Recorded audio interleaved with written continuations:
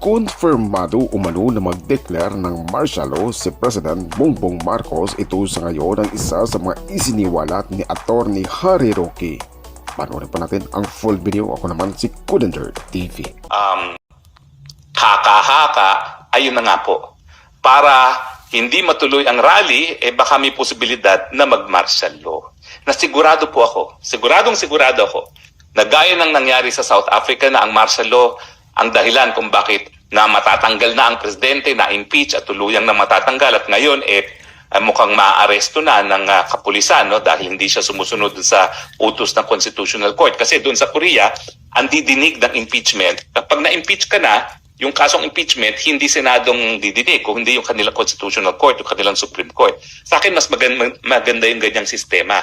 Kasi mga abogado at bihasa sa batas ang didinig ng kaso laban sa presidente, lalo na kung ang issue ay dapat siyang matanggal by way of impeachment. No? So, tingin ko, pag ginawa yan ng administrasyon na mag-rally para lang hindi matuloy ang 13th, yung pag-o-organize kasi ng rally na ganyang kalaki, hindi biro-biro yan. Yung organization niya, yung mobilization niya, nangyari na yan ng isang taon pa. Nung 2024 pa.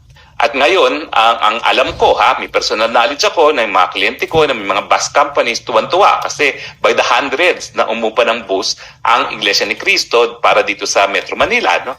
At nangyayari yan sa iba't ibang parte pa rin ng Pilipinas. So ibig sabihin, organisado na tayo para sa 13. At kapag sila ay nag-martial law, organisado na tayo para labanan yung deklarasyon ng martial law. At gaya ng nangyari sa South Korea, baka lalong mapabilis pa na maingganyo ang militar na tugunan ang kanilang obligasyon na protektahan ang taong bayan.